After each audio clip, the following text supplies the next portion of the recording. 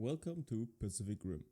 The movie starts with some red-orange burning portal, or my ass after I eat Mexican food, or whatever you prefer.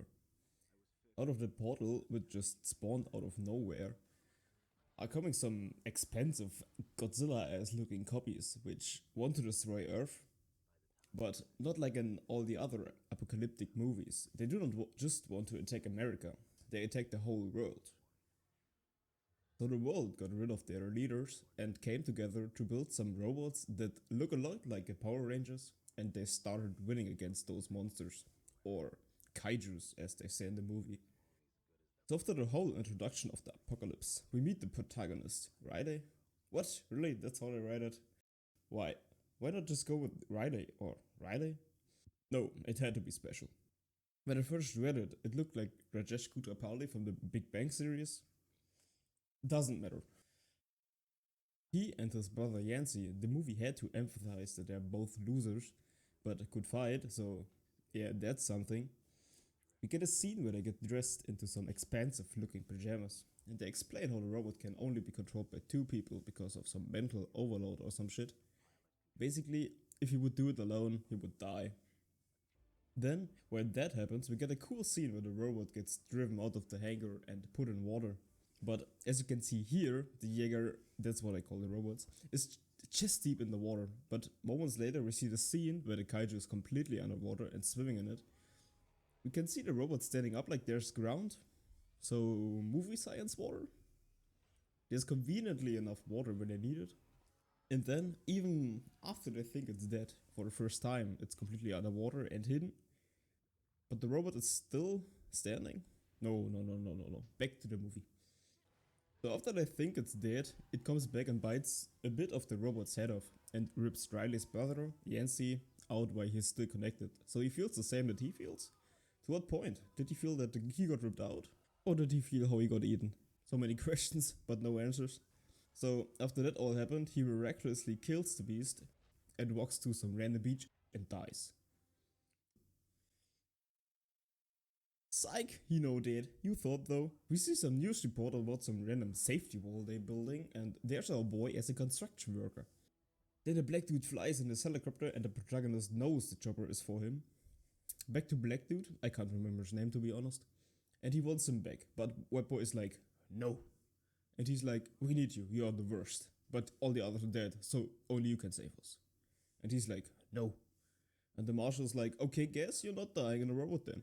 And the white dude is like, you son of a bitch, I'm in!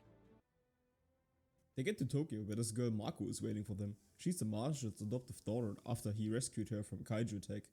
They get into the elevator where they meet Science Guy 1, I think its name is Newt, and Science Guy 2, who is not really important, so I don't remember his name. After that, Pentecost, I remember his name now, showed Riley, the other cool Power Rangers, like the red one and the green and the white one.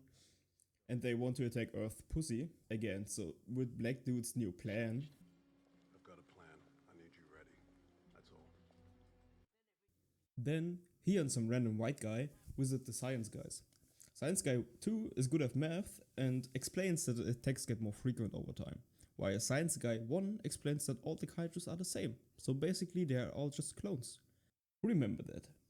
Why explaining that? He also wants some Jaeger tech because he wants to look into the kaiju brain he has just laying around, or at least the tiny bit he has lying around.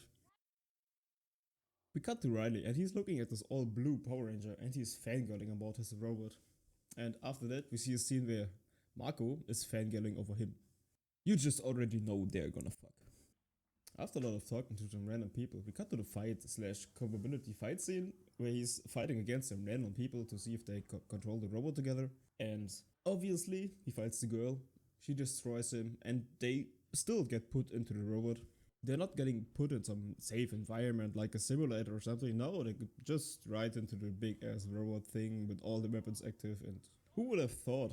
It goes wrong. They both have flashbacks. He has some of his brother as he got ripped out, and she has some Vietnam kinda shit going on there. So she gets chased by a big ass crab, goes in some corner, she gets saved by Stacker, her adoptive father, and without knowing it, she activates the biggest laser gun of the suit. So they pull the big power block on the console and the robot goes out. Why? Hold on. You're telling me that this power goes through that console? And later in the movie we learn that the blue Power Ranger is atomic, so he doesn't use power? I'm so confused. I am so confused. And while that was going on, Science Guy 1 has drifted with the 1/10 of a kaiju brain that he has just laying around. This guy crazy AF, man. And he found some useful information, but Black Dude not happy, and he has to do it again. Because they are grown. Mutant, I need you to do it again. And he sends Science Guy 1 and Science Guy 2 to the Black Market guy. After this, there's two monsters coming out of the interdimensional portal, as Science Guy 2 has foretold.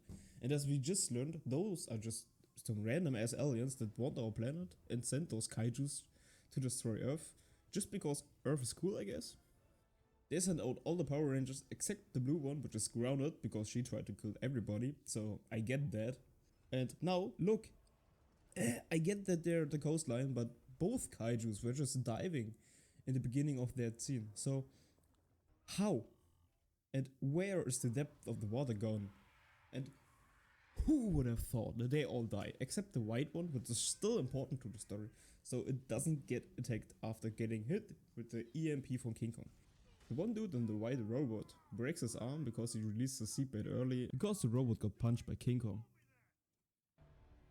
Then the blue one gets sent out because he's atomic and EMP has no effect, so how is that even possible? I mean, there's still electricity in that thing, but it doesn't matter,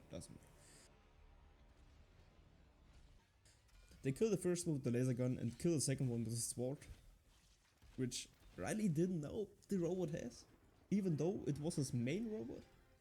So how is that even possible? And then, so that's some real protagonist vibes. 3 Power Rangers couldn't defeat one kaiju because they just couldn't transform or some shit. And he just came in and clutched an ace. They do some sort of superhero landing and get back to the hangar where they get greeted like some gods.